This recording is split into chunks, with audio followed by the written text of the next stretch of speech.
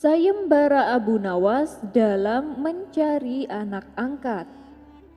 Alkisah, di kampung Abu Nawas ada seorang saudagar kaya bernama Tuan Amin. Hartanya melimpah dan mempunyai peternakan yang besar. Semua kekayaan yang dimilikinya tak membuatnya lupa diri. Ia tetap rajin beribadah. Ia juga sering menyantuni fakir miskin dan anak-anak yatim. Meskipun Tuan Amin hidup bergelimang harta, tapi ia selalu merasa kesepian. Apalagi setelah wafatnya sang istri karena menderita suatu penyakit. Dan dari pernikahannya dulu, Tuan Amin tidak dikaruniai seorang anak pun. Inilah yang membuat Tuan Amin bingung. Pada siapa ia harus mewariskan semua kekayaannya? Hingga pada akhirnya Tuan Amin mempunyai inisiatif untuk mencari anak angkat. Keinginannya itu lalu ia ungkapkan kepada Abu Nawas. "Abu Nawas, gimana menurutmu kalau aku mengangkat seorang anak untuk menjadi anak asuhku? Aku ini sudah tua, Abu Nawas. Mungkin umurku juga gak lama lagi. Aku ingin supaya hartaku ada yang mewarisinya," tutur Tuan Amin. "Bagus itu Tuan Amin, aku sangat mendukungnya," timpal Abu Nawas. "Tapi aku bingung Abu Nawas," ujar Tuan Amin. "Bingung kenapa Tuan? Atau jangan-jangan Tuan ingin menikah lagi ya?" celetuk Abu Nawas dengan nada menggoda. "Ah enggak Abu Nawas, sudah gak ada keinginanku menikah lagi. Di sisa hidupku yang tinggal sedikit ini, aku hanya ingin menghabiskan waktu untuk beribadah," jawab Tuan Amin. "Lantas apa yang membuat Tuan Amin bingung?" tanya Abu Nawas. "Gimana caranya ya? Aku ingin punya anak asuh, tapi anak itu harus benar-benar jujur, pintar, dan bertanggung jawab. Ya biar semua hartaku ada yang merawatnya dan menjadi berkah. Kamu ada solusi nggak Abu Nawas?" tanya Tuan Amin. Sejenak Abu Nawas terdiam. Ia terus memutar otak untuk mencari jalan keluarnya. Tidak berapa lama akhirnya Abu Nawas pun tersenyum. Itu pertanda ia sudah menemukan ide yang cemerlang. "Tenang Tuan Amin, soal itu biar aku yang mengaturnya. Aku punya rencana yang tepat," ucap Abu Nawas. "Rencana gimana itu? Coba katakan padaku," pinta Tuan Amin. "Minggu depan suruh semua anak-anak kecil di kampung kita untuk berkumpul, dan kita adakan sayembara Tuan," usul Abu Nawas. "Loh, kenapa harus minggu depan Abu Nawas? Kenapa nggak besok pagi saja?" tanya Tuan Amin heran. "Sudah, Tuan Amin percayakan saja padaku," ujar Abu Nawas. "Baiklah, aku ikuti saja rencanamu," balas Tuan Amin. Setelah seminggu berlalu, semua anak-anak di kampungnya diundang. Mereka berkumpul di rumah Tuan Amin. Baik anak orang kaya maupun anak orang miskin, semua berkumpul menjadi satu. Tidak lama kemudian keluarlah Tuan Amin dan Abu Nawas berdiri di hadapan anak-anak tersebut. Lalu Abu Nawas berkata kepada mereka, "Anak-anakku semua, kalian dikumpulkan di sini karena Tuan Amin akan mengangkat seorang anak yang nantinya akan mewarisi kekayaannya. Tapi sebelumnya aku akan membagikan sesuatu kepada kalian," ucap Abu Nawas. "Apa yang akan Tuan bagikan?" tanya salah satu anak. "Aku akan membagikan benih bunga ini. Nah, nanti siapa yang bisa membuat benih ini tumbuh dan berbunga paling indah, dialah yang akan diangkat menjadi anak Tuan Amin. Aku kasih waktu 1 bulan untuk kalian," kata Abu Nawas menjelaskan. Semua anak mendapatkan beberapa butir benih. Mereka lalu merawatnya dengan sukacita. Sementara itu ada seorang anak yang tak bisa membuat benih itu menjadi tumbuh. Dia adalah anak yang miskin. Ia hanya tinggal bersama neneknya yang sudah tua, karena kedua orang tuanya pergi merantau keluar Baghdad. Anak itu pun merasa sedih. Kemudian ia berkata kepada neneknya, "Aku sudah merawatnya dengan baik, Nek, tapi kenapa benih ini tak juga tumbuh?" Sang nenek lalu menyarankan untuk mengganti potnya dengan pot yang lebih baik. Anak itu lalu mengganti tanah dan potnya dengan tanah dan pot yang terbaik. Ia merawat benih itu dengan telaten, disiraminya benih itu tiap hari. Namun benih itu tak juga tumbuh. Sedih sekali hati anak itu. Sebulan pun berlalu, itu artinya waktu yang ditentukan telah tiba. Semua anak berkumpul di halaman rumah Tuan Amin, termasuk si anak miskin tersebut. Banyak dari anak-anak membawa pot yang berisi tanaman bunga. Dari yang bunganya hanya satu sampai yang bunganya banyak, dan daunnya juga lebat. Tapi si anak miskin itu hanya membawa pot berisi tanah tanpa ada tanaman bunga sama sekali. Dan banyak pula anak-anak yang sama dengannya, membawa pot berisi tanah tanpa tanaman bunga. Tidak lama kemudian, Abu Nawas dan Tuan Amin keluar menemui mereka. Dilihatnya beberapa pot berisi bunga yang dibawa mereka. Tiba-tiba Abu Nawas mendengar isak tangis dari salah satu anak yang ikut berkumpul. Dialah si anak miskin yang biji bunganya tak tumbuh. Abu Nawas dan Tuan Amin segera menghampirinya. "Kenapa kamu menangis?" tanya Abu Nawas. "Maafkan saya, Tuan, saya sudah merawat benih ini dengan baik, tapi benih ini tak mau tumbuh, Tuan," jawab si anak sambil menangis terisak. Abu Nawas pun tersenyum mendengar pengakuan anak miskin itu.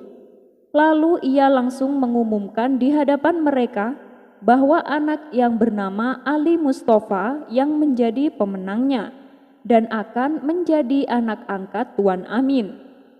Mereka pun heran dengan keputusan Abu Nawas, terutama anak-anak yang membawa pot berisi tanah tanpa tanaman bunga. Tuan Amin kemudian mempertanyakan keputusan tersebut, karena Abu Nawas memutuskannya dengan begitu cepat. "Abu Nawas, apa sudah benar keputusanmu itu? Kenapa tidak kau periksa satu-satu tanaman yang mereka bawa?" Dengan wajah tersenyum, Abu Nawas menjelaskan, "Tuan Amin, kenapa saya memilih Ali? Karena dia adalah anak yang jujur, pintar, dan bertanggung jawab. Benih yang aku bagikan kepada mereka semuanya adalah benih pilihan, benih yang paling bagus dan sudah pasti tumbuh.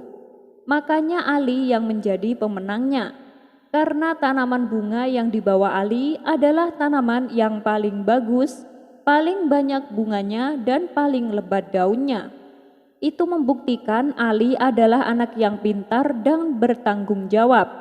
Ia pandai merawat tanamannya dan ia sangat bertanggung jawab, hingga tanamannya menjadi yang terbaik. Dan yang tak kalah penting, Ali juga jujur. Nah, kalau anak-anak yang membawa pot hanya berisi tanah tanpa ada tanaman bunga, itu berarti mereka tidak jujur atau juga mereka tidak pintar," jelas Abu Nawas. Mendengar penjelasan itu, Tuan Amin memuji akan kecerdikan Abu Nawas. "Bukankah Tuan mencari anak yang jujur, pintar, dan bertanggung jawab?" ucap Abu Nawas kepada Tuan Amin. Ali Mustafa akhirnya diangkat menjadi anak Tuan Amin dan berhak mengelola aset kekayaan Tuan Amin. Usut punya usut, kenapa Abu Nawas mengatakan bahwa anak yang membawa pot hanya berisi tanah tanpa tanaman bunga adalah tidak jujur? Karena seminggu sebelumnya Abu Nawas telah menceritakan kisah yang hampir sama kepada mereka semua, yaitu tentang kejujuran dalam biji rebusan. Dan itu juga kenapa Abu Nawas menunda waktu seminggu untuk membuat sayembara. Adapun anak yang menangis karena bijinya tidak tumbuh, Itu karena dia tidak tahu cara merawat biji tanaman hingga terlalu banyak menyiraminya sampai membuat bijinya busuk. Dari sekian banyak murid Abu Nawas, ada salah satu murid yang terkenal badung, tapi juga lucu. Dia bernama Ali. Suatu hari, saat Abu Nawas sedang menyampaikan ilmu agama, Ali terlihat sangat serius mendengarkan. Kala itu, Abu Nawas sedang menerangkan tentang keutamaan sedekah. Dengan sedekah, orang-orang bisa terhindar dari penyakit dan juga terhindar dari mara bahaya. Bahkan ketika bersedekah secara ikhlas, hartanya tidak akan berkurang, tapi justru sebaliknya, hartanya akan bertambah. Itu semua karena Allah membalasnya 10 kali lipat. Ali yang sedari tadi terlihat serius, tiba-tiba wajahnya mendadak berubah murung. "Kamu kenapa, Ali?" tanya Abu Nawas. "Tadinya saya sangat tertarik dengan pahala sedekah, tapi saya ini anak orang miskin, Tuan Guru, jadi saya tidak bisa bersedekah," kata Ali memberitahu. Dengan tersenyum Abu Nawas membalas, "Wahai Ali, sedekah tidak harus dengan harta. Kita membantu pekerjaan teman itu juga termasuk sedekah. Bahkan senyum saja itu termasuk bagian dari sedekah," tutur Abu Nawas. Mendengar hal itu, Ali pun merasa lega. Hingga akhirnya datanglah hari Jumat. Ketika waktu sudah menunjukkan siang, Ali dan kawan-kawannya segera menuju masjid guna menunaikan sholat Jumat. Tatkala khotib sedang membacakan khotbah, kotak jariah mulai berputar mengitari satu persatu jamaah yang hadir. Dan saat kotak jariah tersebut berhenti di depan Ali, ia memeganginya cukup lama sambil tersenyum ke arahnya. Kemudian Ali memberikan kotak itu kepada jamaah sholat di sampingnya. Melihat perilaku Ali ini, kawan-kawannya menjadi heran. Sepulang dari sholat Jumat, Ali ditegur oleh kawan-kawannya. "Hei Ali, kotak jariah bukan disenyumi, tapi dimasuki uang sebagai sedekah." Namun Ali tak menghiraukan ucapan mereka. Ia tak menjawab sepatah kata pun dan berlalu meninggalkan kawan-kawannya. "Kayaknya Ali sudah gila," kata salah satu dari mereka. Karena khawatir dengan kondisi Ali, mereka pun berniat mengadukan kepada Abu Nawas selaku guru mereka. Mereka lalu pergi menuju majelis tempat Abu Nawas mengajar. "Tuan Guru, sepertinya Ali sudah gila," tutur mereka. "Gila? Gila kenapa?" tanya Abu Nawas. Mereka lalu menceritakan peristiwa di masjid waktu sholat Jumat.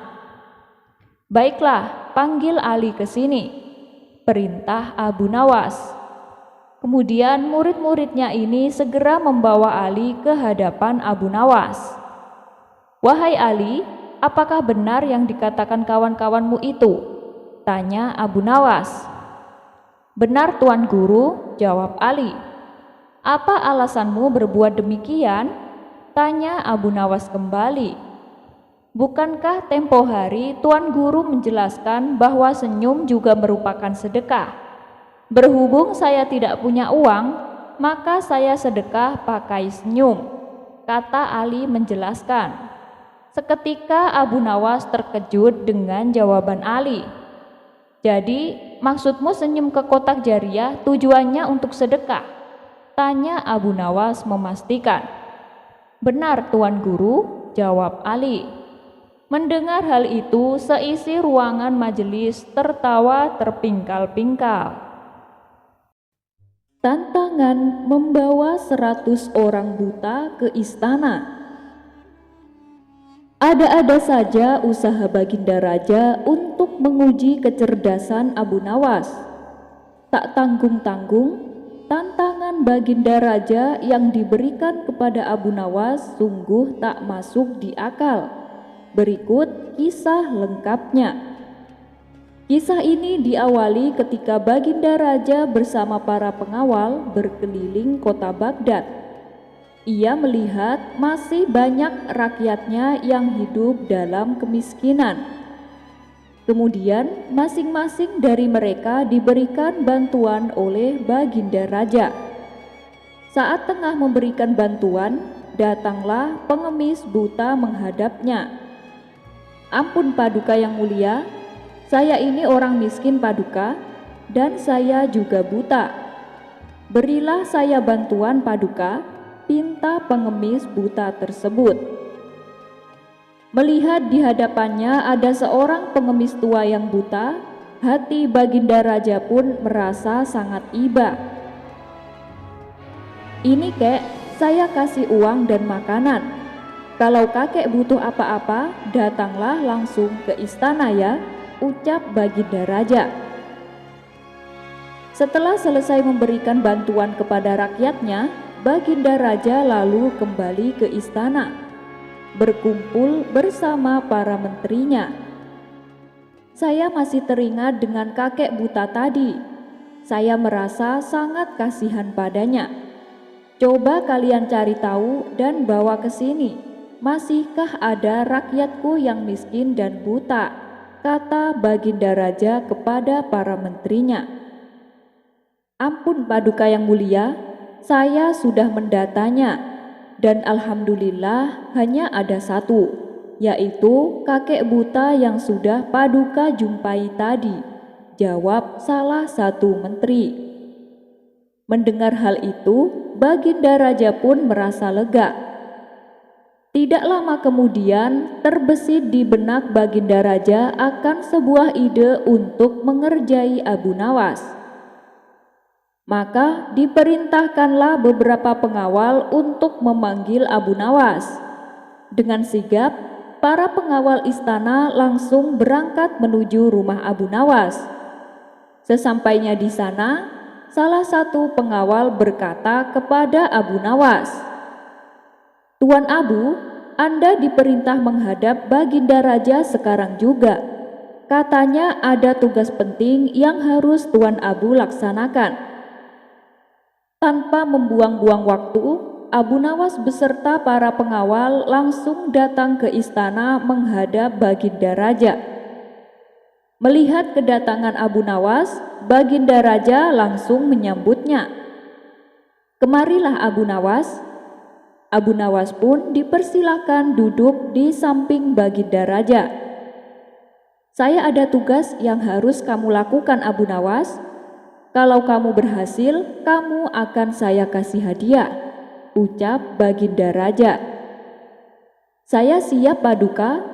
Kalau boleh tahu tugas apakah itu?" tanya Abu Nawas. "Tugasnya gampang Abu Nawas. Besok kamu harus membawa 100 orang yang buta ke hadapanku," titah Baginda Raja. Mendengar itu, Abu Nawas pun terkejut. "Ah, ini tugas nggak masuk akal. Setauku orang buta di kota Baghdad itu cuma ada satu, kakek tua yang menjadi pengemis," pikir Abu Nawas. "Bagaimana Abu Nawas? Kamu sanggup?" tanya Baginda Raja. Karena sudah terlanjur, Abu Nawas pun terpaksa menerima tugas tersebut. Ia pun lalu dipersilahkan pulang oleh Baginda Raja. Setibanya di rumah, Abu Nawas terus mencari cara untuk dapat menyelesaikan tugasnya.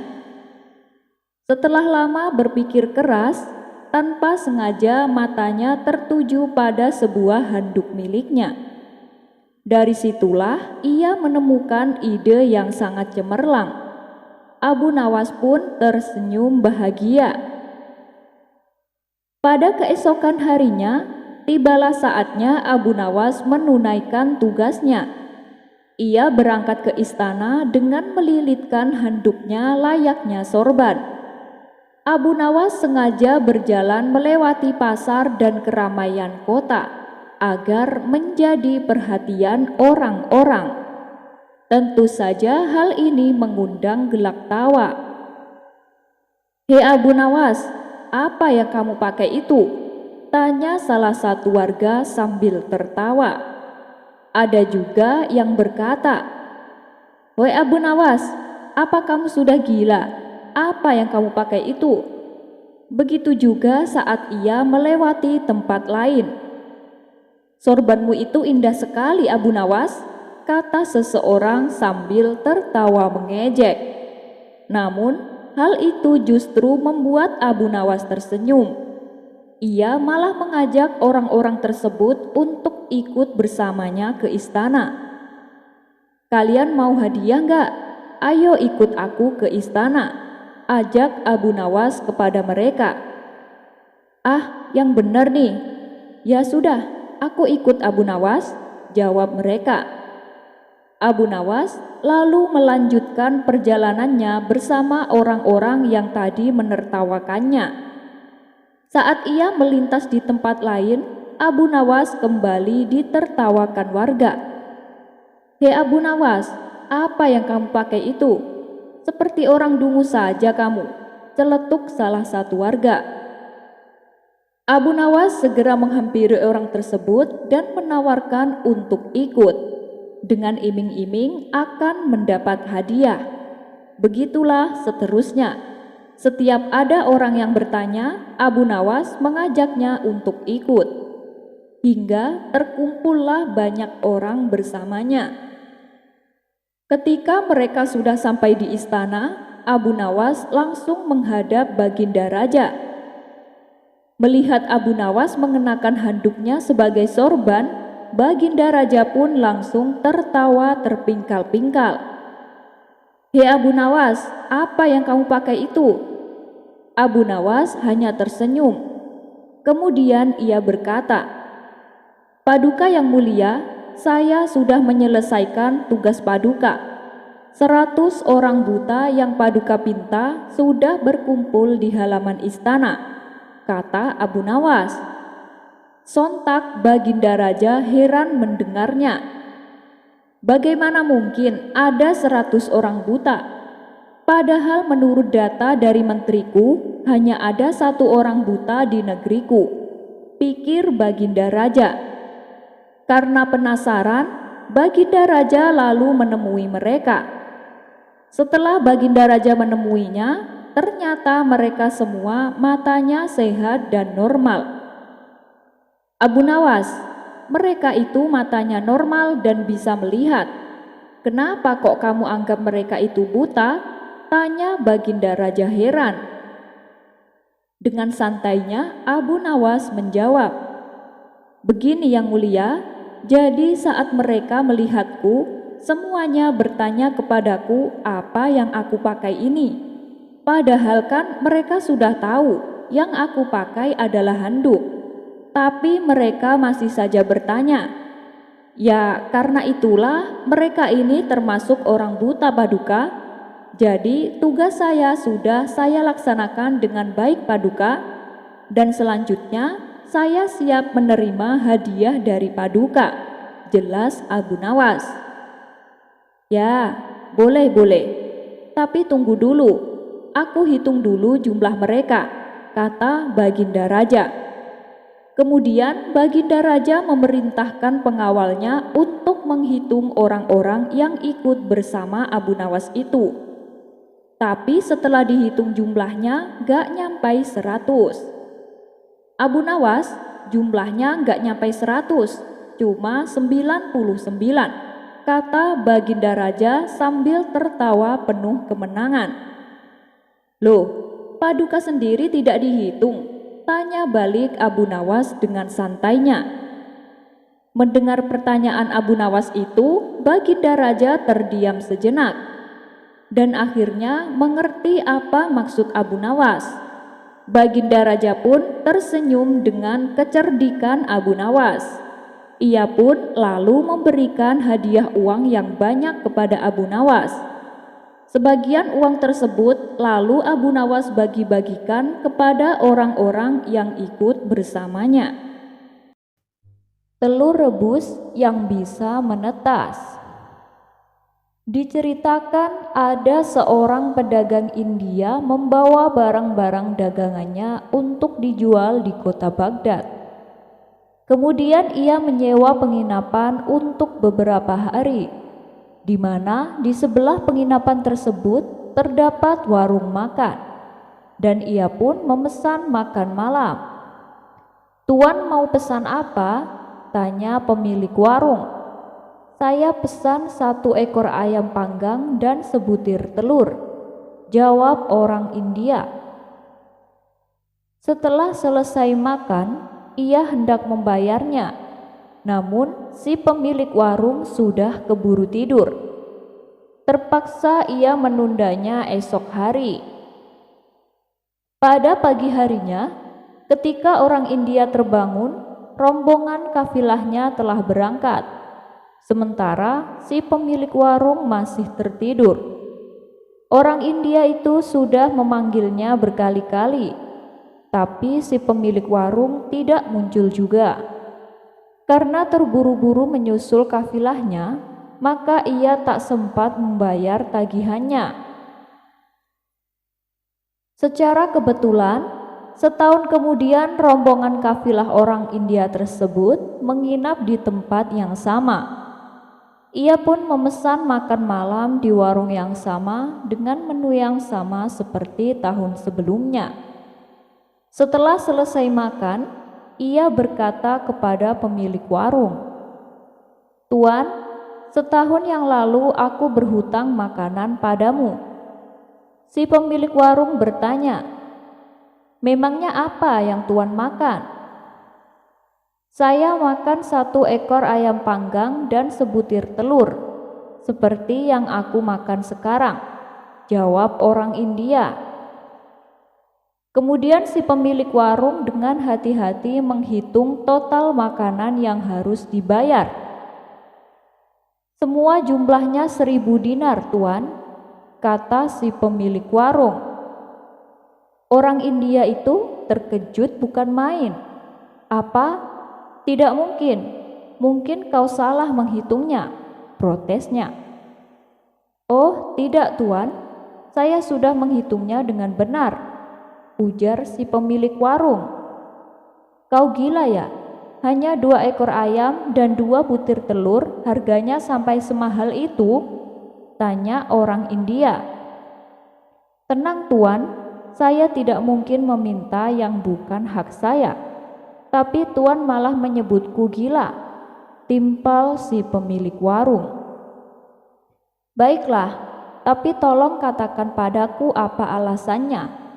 Kenapa aku harus membayar semahal itu?" pinta orang India. "Coba tuan pikirkan dengan hati-hati barang sejenak. Tagihan itu berkaitan dengan tahun lalu, tuan. Tuan makan 1 ekor ayam dan sebutir telur. Jika ayam itu masih hidup, tentunya saya akan membuat ayam itu mengerami telurnya, sehingga telur itu pun menetas dan menghasilkan anak ayam. Dari anak ayam tersebut, nantinya akan menghasilkan telur yang banyak. Kemudian telur itu akan menetas dan menghasilkan puluhan ekor ayam dan seterusnya. Semestinya saya sudah mempunyai ribuan ekor ayam dan telur, tuan. Tapi saya telah kehilangan keuntungan itu hanya karena untuk mengisi perut tuan," kata si pemilik warung menjelaskan. Pertengkaran keduanya pun tak terelakkan, sehingga menarik perhatian kafilah yang ada. Setiap menit mereka mencoba menyudahi percekcokan kedua orang itu, tetapi tidak ada yang berhasil. Akhirnya diputuskan untuk meminta bantuan kepada hakim setempat. Ketika tuan hakim datang dan diceritakan masalahnya, ia justru mengeluarkan keputusan yang memihak kepada si pemilik warung. "Yang dikatakan pemilik warung ada benarnya, jadi kamu harus membayar 1.000 dinar," kata tuan hakim. Orang India yang sangat malang itu sangat bingung dan cemas. Ia tidak tahu apa yang harus dilakukan. Di saat itulah ternyata ada salah satu orang yang bersama rombongannya kenal dan berkawan dengan Abu Nawas. Orang itu tahu bahwa hanya Abu Nawas yang dapat memecahkan masalah ini. Maka ia pun berkata di hadapan orang-orang, "Saya akan panggil kawanku. Dia adalah seorang hakim kota. Nanti apapun keputusannya harus diterima," kata orang itu.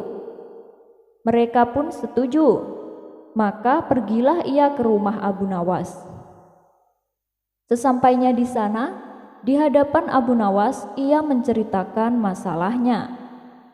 "Baiklah, cepatlah kau kembali dan katakan kepada orang-orang, 1 jam lagi aku akan datang," tutur Abu Nawas. Setelah ia kembali, orang-orang mulai menunggu kedatangan Abu Nawas. Tapi sudah 1 jam berlalu, Abu Nawas tak kunjung datang. "Bagaimana ini? Mana hakim kota yang kau janjikan? Ini sudah 1 jam lebih, tapi dia belum datang juga," tanya mereka. "Sabar, mungkin sebentar lagi," jawab orang itu. Tidak berapa lama kemudian, akhirnya Abu Nawas pun datang. Ketika Abu Nawas menghampiri mereka, semua orang berdiri menyambutnya dengan rasa hormat. Abu Nawas kemudian duduk dan memperkenalkan dirinya. "Tuan-tuan, maafkan atas keterlambatan saya. Seharusnya saya datang lebih awal. Tapi sewaktu saya hendak berangkat, ada tamu seorang petani datang untuk meminta nasihat. Kebetulan selain menjadi hakim, saya juga tahu banyak tentang ilmu pertanian. Jadi saya menyarankan kepada si petani supaya hasil pertanian gandumnya melimpah, alangkah baiknya sebelum biji gandum ditanam harus direbus terlebih dahulu," kata Abu Nawas menceritakan. Mendengar cerita Abu Nawas, hakim setempat dan orang-orang menjadi heran dan saling berbisik satu sama lain. "Sungguh aneh hakim ini, pasti orang gila," pikir mereka. Kemudian hakim setempat berkata kepada Abu Nawas, "Mana ada biji gandum yang sudah direbus bisa menghasilkan panen yang melimpah?" "Betul itu tidak mungkin dan sangat mustahil," timpal si pemilik warung. "Kalau kau anggap itu mustahil, apalagi dengan ayam dan telurmu yang sudah dimasak, mana mungkin bisa berkembang biak sampai ribuan?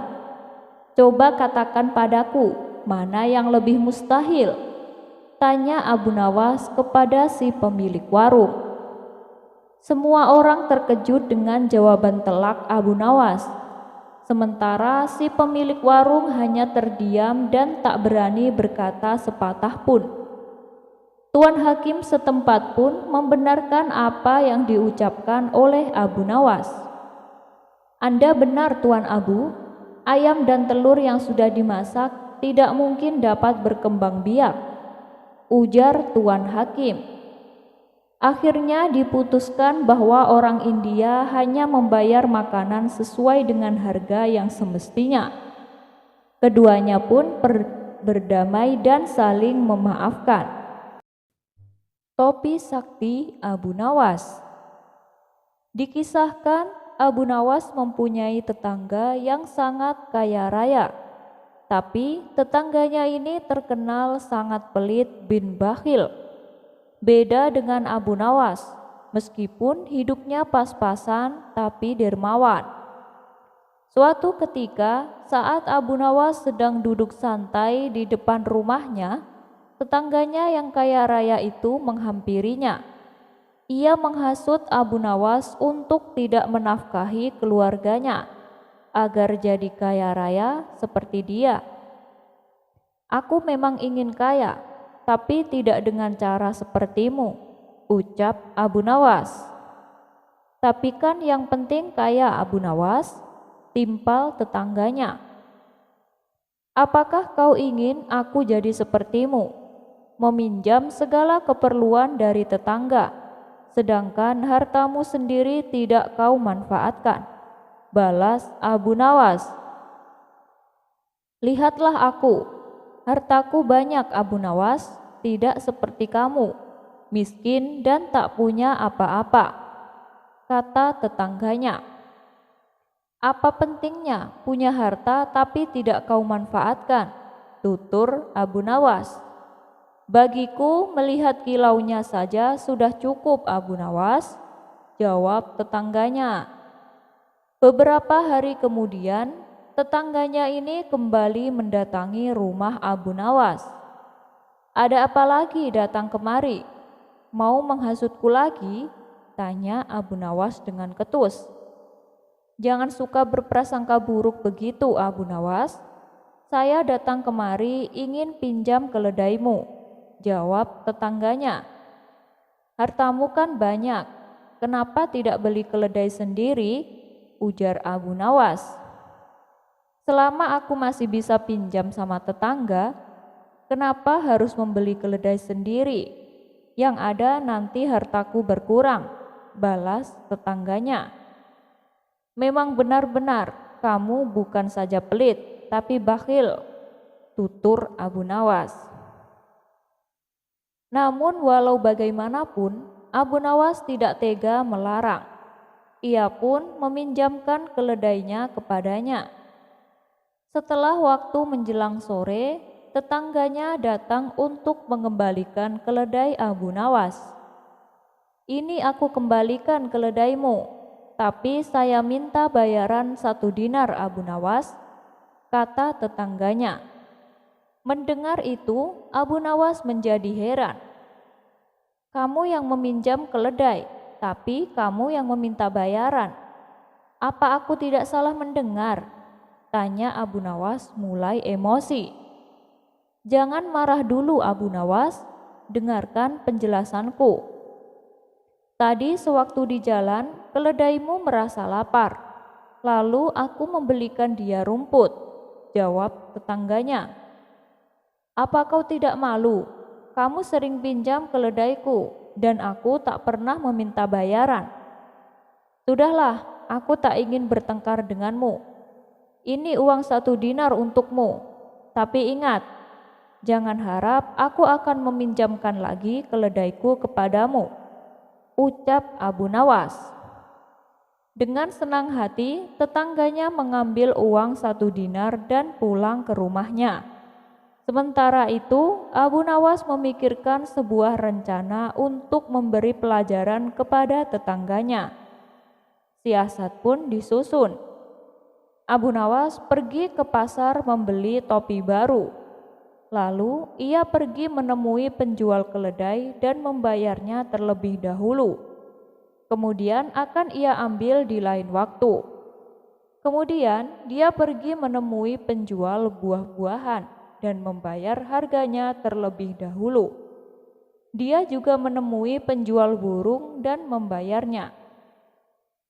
Setelah semuanya selesai, Abu Nawas memulai jebakannya. Ia sengaja duduk di depan rumah dengan menggunakan topi barunya. Melihat hal itu, tetangganya yang bakhil tertarik dan ingin meminjamnya. Ia pun segera menghampiri Abu Nawas. Indah sekali topimu Abu Nawas, berapa harganya? Tanya si tetangga. Ini topi keramat warisan dari leluhurku, tidak bisa dinilai harganya, jawab Abu Nawas.